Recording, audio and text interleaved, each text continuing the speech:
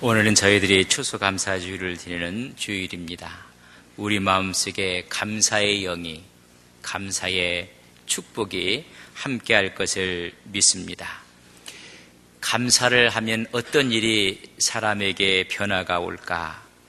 감사의 연습으로 통해서 얻는 변화에 대해서 10가지를 기록해 놓고 있습니다. 다시 말하면 사람이 감사할 때 우리 몸에서 놀라운 변화가 일어난다는 것입니다. 첫째는 낙천적인 성격으로 변하며 열정적으로 행동하게 된다는 것입니다. 여러분, 비관적인 것이 아니라 낙천적으로 사람이 변하고 열정을 갖게 되며, 두 번째는 스트레스를 이기는 힘이 강해진다는 것입니다. 세 번째는 예전보다 운동을 열심히 하게 된다. 여러분, 감사를 하게 되면 에너지가 넘친다는 것입니다. 네 번째는 숙면을 취하게 되었으며 눈에 띄게 건강해졌다. 다섯 번째는 다양한 것에 흥미가 생겼으며 열린 시각으로 상황을 바라보게 되었다. 좁은 시각이 아니라 마음이 넓어지고 시각이 넓어진다는 이야기입니다. 여섯 번째, 주위 사람들로부터 유머 감각이 생겼다는 이야기를 듣는다.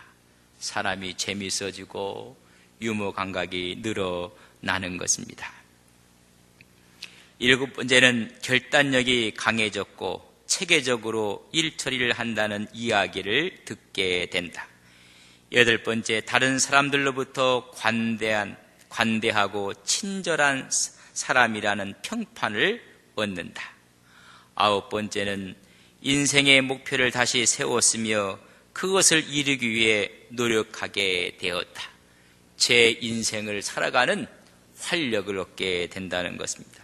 열 번째는 가족 관계가 돈독해진다.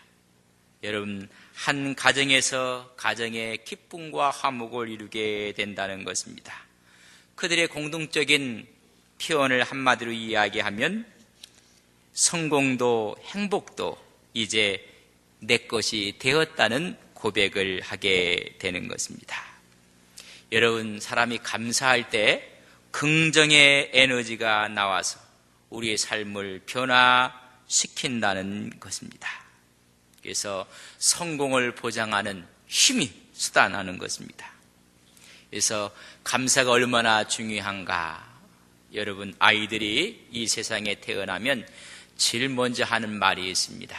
여러분, 그것은 엄마입니다. 두 번째 하는 말이 아빠라고 합니다. 여러분, 세 번째 하는 말이 뭔지 아십니까? 누군가가 뭘 주든지 또 뭔가를 베풀어 주면 얘야 고맙습니다 인사해야지 고맙다는 것입니다. 땡큐를 세 번째로 말한다는 것입니다. 고맙습니다, 감사합니다 속에는 인생의 지혜가 담겨 있다는 것입니다. 거기에 성공의 열쇠가 있습니다. 그래서 얘야 고맙다고 해야지 이야기를 하는 것입니다. 데보라 노빌저의 감사의 힘에서 말하기를, 감사라는 것은 짧은 이 말 한마디가 인생 전체를 바꿀 수 있는 말이 감사라는 것입니다. 감사는 강력한 힘이 있으며 사람 개개인이 갖고 있는 잠재력을 끌어올리는 비밀의 열쇠가 감사입니다. 감사한다는 말 한마디만으로도 인간관계가 깊어진다는 것입니다. 인간이 살아가면서 활기차게 스트레스를 이기는 삶을 살 수가 있다는 것입니다. 또한 인생의 역경에서 빨리 회복될 수 있는 것이 감사라는 것입니다. 고난에 대한 면역도 길러지고 감사할 때 인간의 수명도 길어지고 또한 타인에게 호감을 받게 되며 창의적으로 문제를 해결할 수 있는 힘을 얻게 된다고 말해주고 있습니다. 그래서 그런 이야기합니다. 더 늦기 전에 옆에 있는 그 사람에게 고맙다 말하라고 권면해주고 있습니다. 가까이 있는 사람, 고마워요. 당신에게 고맙습니다. 아빠. 그래, 고맙다 아들아. 가장 가까이 있는 사람에게 먼저 이 말을 하라고 당부하고 있습니다. 우리 한번 옆 사람에게 고맙습니다. 감사합니다. 시작. 가까이 있는 사람에게 우리는 이 말을 잃어버리고 살고 있습니다. 그런 두 번째 2부에서 말하기를 주위에 있는 모든 것들, 이 세상에 대해서 감사라는, 고마워요 세상에게. 여러분, 우리가 이 세상에서 귀한 것은 없지만은 우리가 타고 다니고 쓸 수 있고 사용하는 모든 사회 여건들에 대해서 감사하라는 것입니다. 마지막으로 가장 고마워해야 할 사람이 있는데 바로 자신에게 감사하라고 말해주고 있습니다. 고마워요 정우씨, 이렇게 하라는 거예요. 자기 자신에게 감사를. 오늘 이 시간 같이 한번 자기에게 감사합니다. 누구씨, 시작. 감사합니다. 거기에 정우씨가 나올 이유가 뭐가 있어요? 여러분들이 정우십니까? 자신에 대해서 우리는 이걸 잊고 있다는 것입니다. 긍정의 마인드, 감사의 마음을 다 잊고 있어요. 자기 자신에 대해서, 이 사회에 대해서, 가장 가까이 있는 사람에 대해서 잃어가고 있습니다. 유대인의 탈무드를 보면 세상에서 가장 현명한 사람은 배우는 사람입니다. 여러분, 더 배우는 마음을 갖고 살아가는 사람이 현명합니다. 세상에서 가장 강한 사람은 남을 이기는 사람이 아니라 자기를 이기는 사람이라고 이야기를 했습니다. 그 다음에 세상에서 가장 행복한 사람은 범사에 감사하는 사람이라고 탈무드는 말해주고 있습니다. 가장 행복한 사람, 감사하는 사람입니다. 그렇기 때문에 우리 교회 표어가 행복한 사람, 행복한 교회. 여러분, 감사할 때 가능한 것입니다. 이 세상을 살면서 하나님의 은혜가 아닌 것이 없습니다. 또한 거기에 부모의 은혜가 너무나 크게 작용을 했습니다. 그렇기 때문에 우리는 감사하지 아니할 수가 없습니다. 보네퍼는 사람은 고마움을 통해, 감사를 통해 인생이 부유해진다고 했습니다. 인생의 마음에 부자가 되고 인생의 삶에 풀을 누릴 수 있고 또한 인생에 풍족하게 살 수 있는 것은 감사를 통해 가능하다고 했습니다. 건강한 인생, 아름다운 인생, 성숙한 인생, 행복한 인생은 감사에서 오는 것입니다. 저희 이 나라에도 몇 번 왔던 내남 마리아가 있습니다. 태어날 때부터 두 팔이 없었습니다.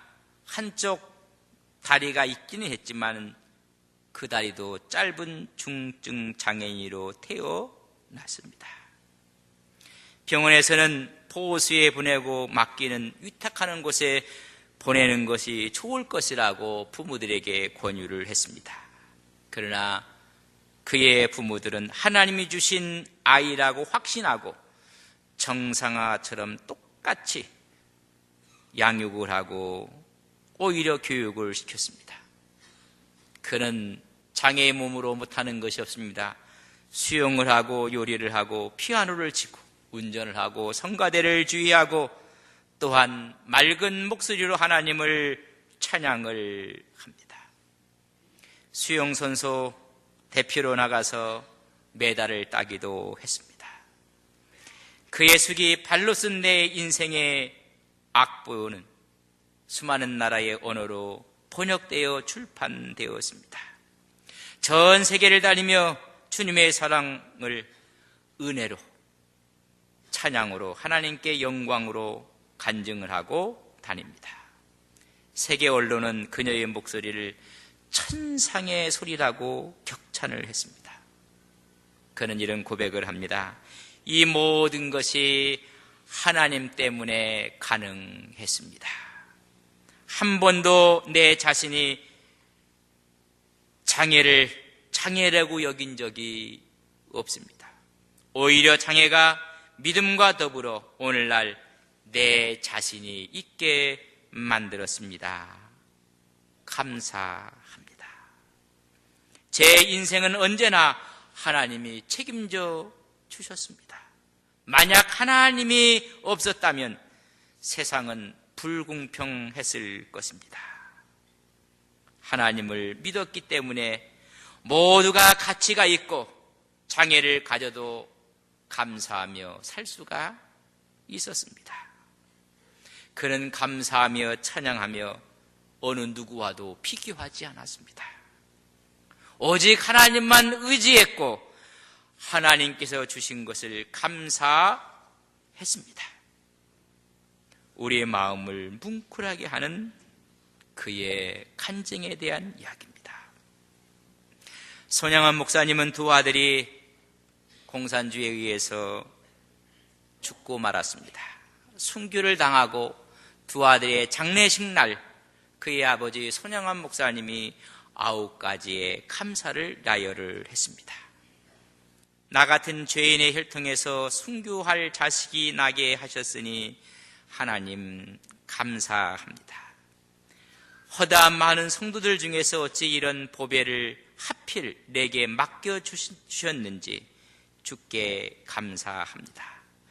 삼남 삼녀 중에서도 가장 아름다운 두 아들 장남과 차남을 바치게 된 것을 하나님의 축복으로 알고 감사합니다. 한 아들의 순교도 귀하다 하거늘 하물며 두 아들의 순교일이요 감사합니다. 예수 믿다가 살다가 죽는 것도 큰 복이라 하거늘 하물며 전도하다 총살 순교 당함을 감사합니다. 미국 유학 가려고 준비하였던 내 아들 미국보다 더 좋은 천국 갔으니 내 마음 안심되어 감사합니다. 나의 사랑하는 두 아들을 총살한 원수를 회개시켜 내 아들 삼고자 하는 사랑하는 마음을 주신 하나님께 감사드립니다. 내 두 아들 순교의 열매로 말미암아 우수한 천국의 아들들이 생길 것을 믿어지니 우리 하나님께 감사드립니다. 마지막으로 이러한 역경 속에서 8가지 진리와 하나님의 사랑을 찾는 기쁜 마음, 이유 있는 믿음 주신 주 예수 그리스도께 감사합니다. 감사의 관점에서 그의 틀을 감사의 틀로 본 것입니다. 여러분 어떤 관점으로 보느냐에 따라서 감사가 되기도 하고 불평이 되기도 하는 것입니다. 감사의 관점에서 모든 것을 본 것입니다. 내나 마리아에도 손양원 목사님도 감사의 관점으로 봅니다. 우리는 이것을 프레임의 법칙이라고 합니다. 어떤 프레임을 갖고 어떤 틀을 갖고 보느냐에 따라 너무나 다른 것입니다. 관점의 차이를 이해하기 위해서는 이런 예화가 있습니다. 친구 두 사람이 예배를 드리러 갑니다. 근데 한 친구에게 이렇게 물어봅니다. 기도 중에 담배를 피워도 된다고 너는 생각하느냐? 그렇게 친구에게 묻습니다. 그의 친구는 모리스였는데 모리스가 잘 모르겠는데 우리 선생님한테 가서 여쭤보면 좋겠다. 그래서 세실이라는 사람이 랍비를 찾아가서 물어보았습니다. 선생님, 기도 중에 담배를 피워도 되나요? 라고 물었어요. 그랬더니 랍비가 아주 당황을 하고 황당하게 생각하면서 어찌 하나님께 기도하는 중에 거룩한 시간에 담배를 피울 수가 있겠는가 노라고 이야기를 했습니다. 이 이야기를 친구 모리스에게 해주었습니다. 모리스가 그 말을 듣고 내가 질문을 잘못해서 그런 거야. 내가 다시 가서 납비 선생님에게 물어볼게. 그러고 모리스가 가서 묻습니다. 선생님, 담배 피우는 중에는 기도를 하면 안 되나요? 이렇게 담배를 피운다고 기도는 못 하나요? 기도를 하면 안 되나요? 물었더니 랍비가 환하게 웃으면서 이야기합니다. 기도는 때와 장소가 가릴 필요가 없다네. 담배를 피우는 중에도 기도는 얼마든지 할 수가 있지. 여러분, 어떻게 묻는 관점에 따라 틀리다는 이야기를 제가 하고 싶은 이야기입니다. 프레임을 어떻게 갖고 있는가? 동일한 현상도 관점에 따라 전혀 다르게 볼 수가 있다는 것입니다. 프레임이라는 책을 썼던 최인철 교수는 그 프레임을 생각의 틀이라고 했습니다. 이 생각의 틀을 바꾸면 여러분, 불행도 행복으로, 원망도 감사로 바뀌어지는 것입니다. 어떤 관점에서 보는가? 여러분, 오늘 추수감사주의를 맞이해서 하나님의 감사의 관점으로 이 세상을 바라보시는 온 성도님들이 되시기를 주님의 이름으로 간절히 바랍니다. 여기에 대해 또 하나의 예를 들 수 있는 예증이 하나 있습니다. 코넬 대학의 심리학부에서 재미난 연구를 그 결과를 발표를 했습니다. 연구 결과를 1992년 바르셀로나 올림픽 메달을 딴 사람들에 대한 표정을 분석해서 발표를 한 것입니다. 메달을 따는 순간 가장 기뻐하는 사람이 누굴까? 우리가 순서대로면 금메달, 은메달, 동메달. 그러면 가장 기뻐하는 사람이 금메달이고 그 다음은 은메달이고 동메달일까? 했더니 그 순서가 틀려졌습니다. 이것을 프레임의 이론으로 이것을 설명을 하는 것입니다. 금메달을 딴 사람은 당연하게 기뻐해요. 근데 은메달을 딴 사람은 기뻐하지 않아요. 프레임이, 관점이 달랐다는 것입니다. 내가 조금만 노력했으면 저 금메달은 내 건데, 금메달이라는 프레임을 갖고 시각을 갖고 자신의 색깔, 은메달 색깔을 보니 감사가 없는 것입니다. 이상하게 동메달을 딴 사람은 환하게 웃고 기뻐하는 거예요. 이 사람은 메달을 따지 못한 선수들의 관점에서 자신의 동메달을 보니 너무나 기쁜 것입니다. 환한 얼굴을 간직했다는 것입니다. 여러분, 신앙의 프레임, 생각의 프레임을 어떻게 갖느냐에 따라서 그 사람의 삶이 달라지고 인생의 분위기가 달라지는 것입니다. 어떤 문제를 바라보는 관점, 세상을 관조하는 사고방식, 사람들에 대한 고정관념, 이 모든 것이 자기가 갖고 있는 프레임, 틀이 있습니다. 어떤 신앙의 틀을 갖고 보느냐? 창세기에 보면 형들에 의해서 팔려갔던 요셉이 있습니다. 고생을 합니다. 훗날 그가 바로의 꿈을 해석함으로 총리가 되었을 때 여러분, 애굽뿐만 아니라 그 지역 모두가 흉년이로 먹을 것이 없었습니다. 가나안에 있었던 자기 형들과 아버지도 먹을 것이 없어서 애굽으로 곡물을 얻으러 사러 옵니다. 그때 요셉이 자기 형들의 모습을 봅니다. 여러분, 어떤 마음으로, 어떤 관점으로 형들을 요셉이 보았습니까? 어떤 틀을 갖고 보았습니까? 내가 형들 때문에 이렇게 고생을 했고 엄청난 아픔이 있었고 그런 틀로 보았으면 형들은 죽을 수밖에 없습니다. 그러나 요셉은 성경에 보면 창세기 45장 5절과 7절에 보면 하나님의 관점에서 형들을 봅니다. 나를 이곳에 팔았다고 해서 근심하지 마소서, 한탄하지 마소서. 하나님이 생명을 구원하시려고 나를 당신들보다 먼저, 형님들보다 먼저 하나님이 이곳에 보내셨습니다. 여러분, 관점이 이렇게 중요합니다. 12명의 정탐꾼이 가나안 땅을 정탐하고 돌아왔을 때 10명의 그의 틀은 우리는 메뚜기라는 틀 속에 갇혀서 상황을 보았습니다.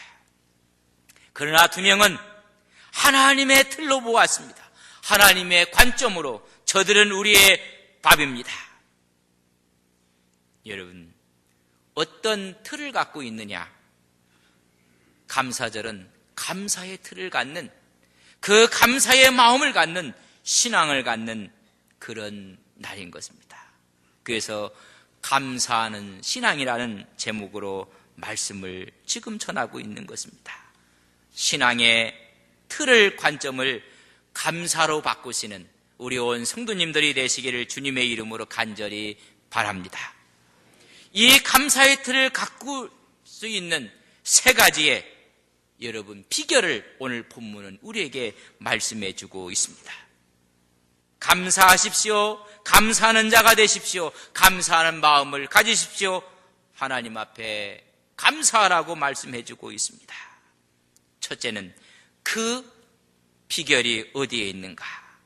오늘 15절 말씀에 보면 감사하는 자가 되라며 하나님의 평강으로 지배받는 마음, 하나님의 평강으로 지배받는 신앙이 감사하는 신앙의 첫 번째 여러분 비결입니다.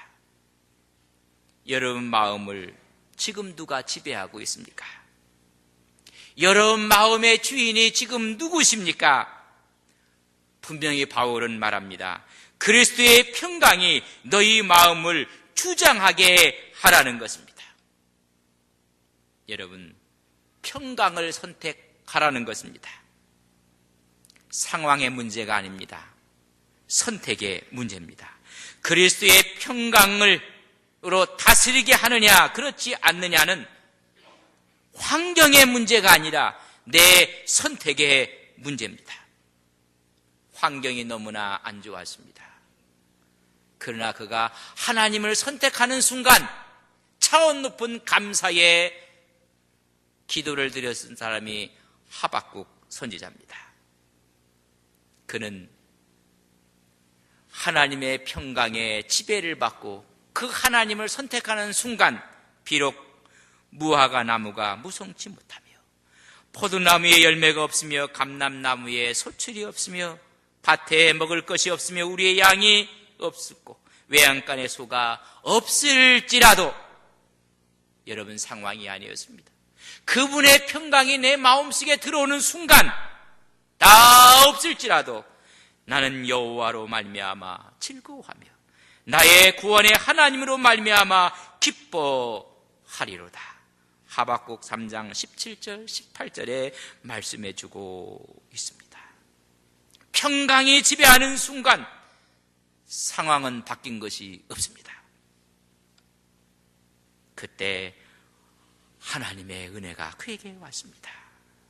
여러분, 누구를, 어떤 것을 마음을 주장하게 하고 마음을 다스려야 하는데 선택하는지 그리스도의 평강을 선택하라는 것입니다.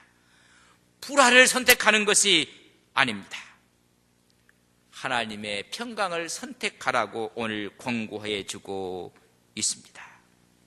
그때 감사가 나오 그것이 천국이 됩니다. 사랑하는 성도 여러분, 여러분의 마음을 하나님의 평강으로 지배받는 마음이 되시기를 주님의 이름으로 간절히 바랍니다.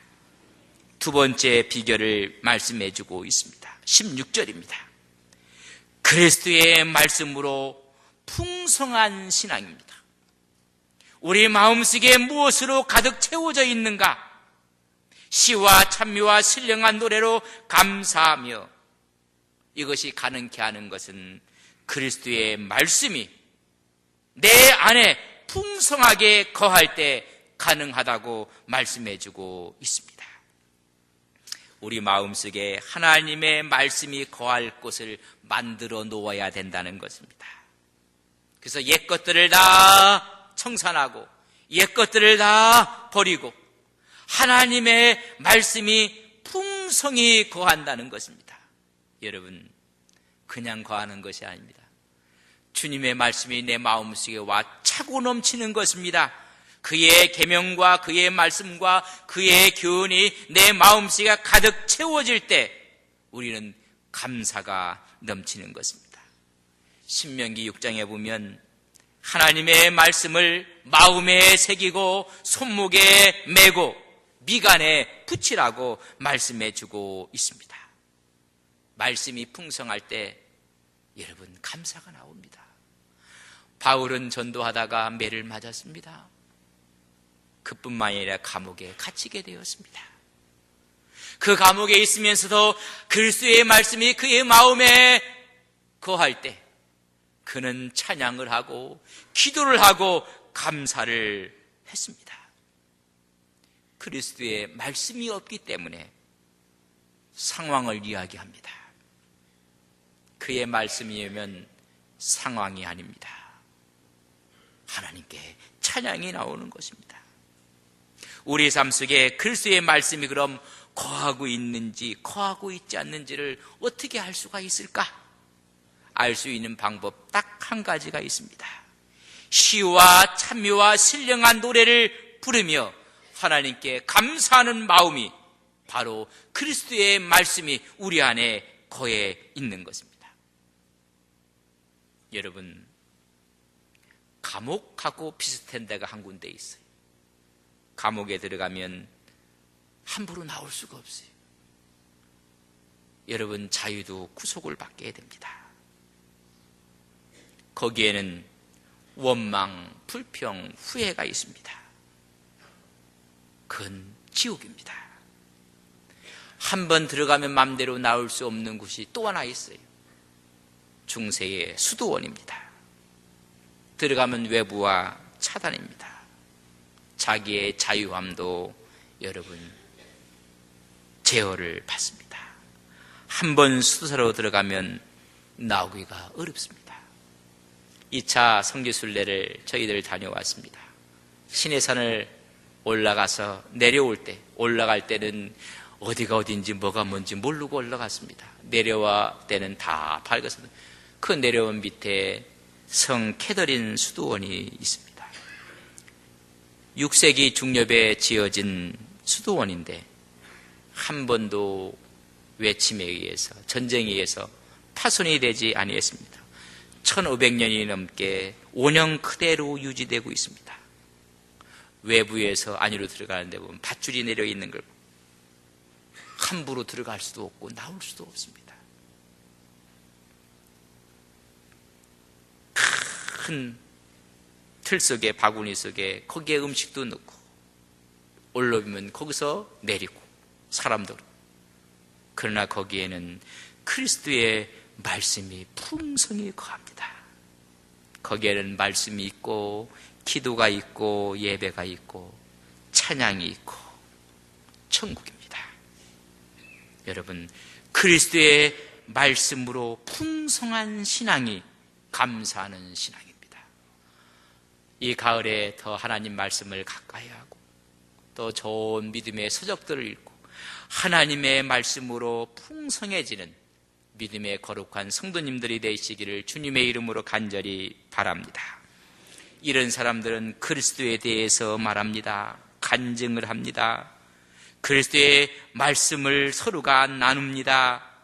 그리고 서로가 격려하고 위로하고 서로가 서로를 위해서 도전을 받고 그래서 하나님을 찬양하게 됩니다. 세 번째 비결이 있습니다. 첫 번째는 하나님의 평강으로 지배를 받는 신앙. 두 번째는 그리스도의 말씀으로 풍성한 신앙. 세 번째는 모든 것을 그리스도의 이름으로 하는 신앙입니다.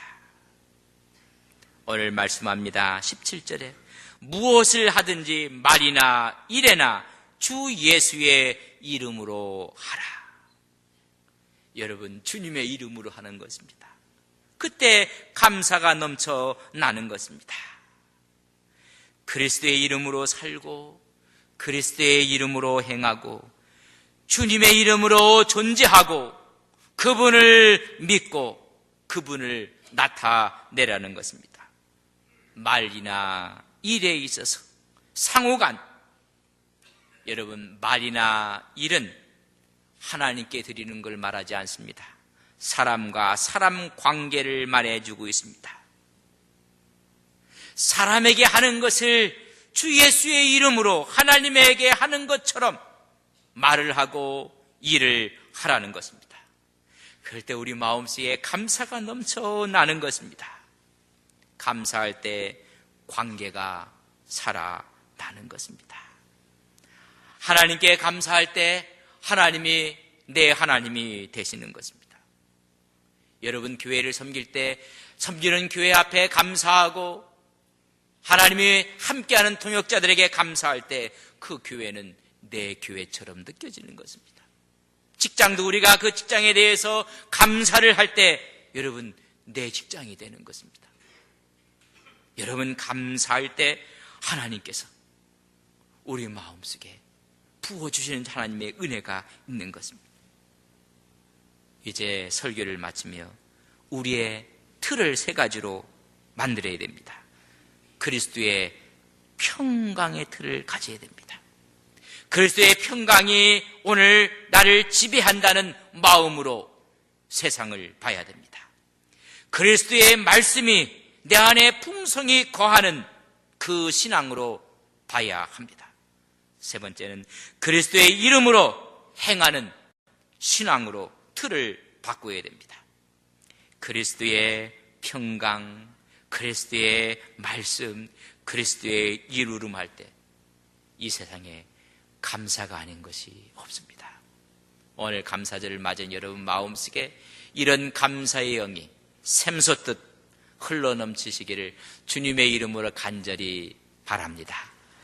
사랑하시는 아버지 하나님, 감사를 잃고 살아가는 이 시대에 하나님 이 시간 감사의 영을 부어 주시옵소서. 그리스도의 평강이 지배하는 신앙, 그리스도의 말씀이 풍성한 신앙, 그리스도의 이름으로 행하는 신앙, 감사가 아닐 수가 없습니다.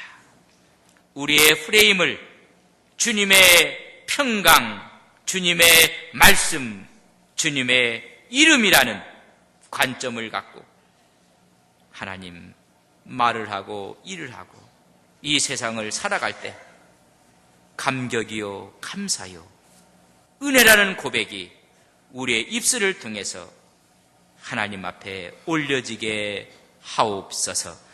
예수님의 이름으로 기도 올리옵나이다. 아멘.